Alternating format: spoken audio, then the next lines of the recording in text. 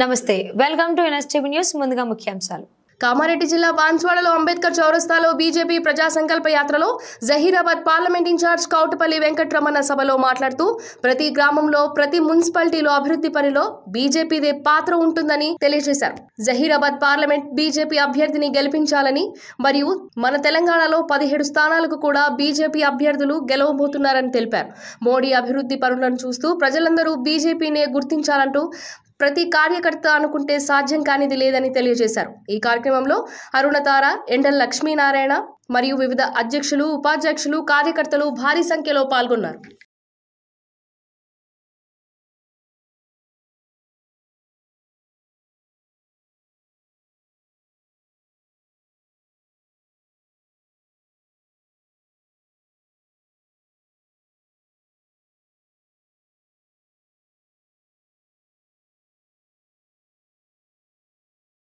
మరి శంకర్ గౌడ్ గారు, గోపాల్ రెడ్డి గారు, మహేష్ గారు, మరి నాగం సాయిల్ గారు, చిద్ర సాయిల్ గారు, హరికృష్ణ గారు, నరేంద్ర మోడీ గారు. అరే వెనుకటికి మనం పేపర్లో చదివితే తెల్లారు లేచి రామాయపేట కాడ ఒక యాక్సిడెంట్ అయింది. అరే ఒకరు ఇదైపోయారు, ఇద్దరు ఇదైపోయారు, ఇంకొకరు తీవ్ర గాయాలతో దవాఖానలు ఉన్నారు అనేటువంటి ఏదైతే సంగారెడ్డి అదేదైతే మరి ఆ శంకర్పేట అవన్నీ ఏదైతే ఉన్నాయో, నాందేడు అకోలా దారి ఏదైతే ఉన్నదో, పొద్దుకి ఆడికెళ్ళి బయలుదేరితే పొద్దుగలటల్లకల్లా ఏడన్నా యాక్సిడెంట్ అవుతుంది అనేటువంటి భయం ఉంది. ఇప్పుడు రోడ్లు ఎట్లున్నాయి, ఇటు పక్కకు 2 బండ్లు, అటు పక్కకు 2 బండ్లు పోగా ఇంకొక బండి పోతుంది. అవునా కాదా? ఇది ఒకటి.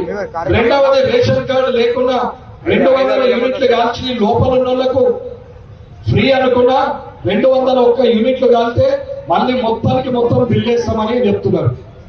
చెప్పిందేమో అప్పుడు అందరికి, ఇప్పుడు ఇచ్చేది కొందరికి లాభం, అందరికీ భారం.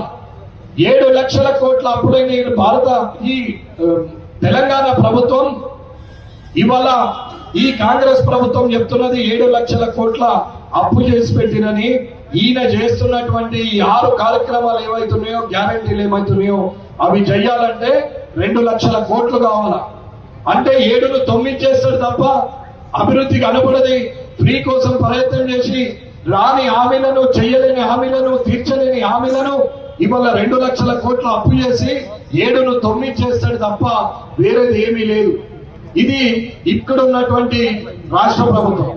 ఇకపోతే కేంద్ర ప్రభుత్వం, నరేంద్ర మోడీ గారు అనవసరమైన హామీలు ఎక్కడ ఇవ్వాలా అన్నా. మనకు కావాల్సిన వాళ్ళకు, బీదలకు బియ్యం ఇచ్చిండు, ఇంటి ముందట మరుగుదొడ్డి ఇచ్చిండు, ముద్ర లోన్లు ఇచ్చిండు, జన్ధన్ ఖాతా ఓపెన్ చేయించిండు.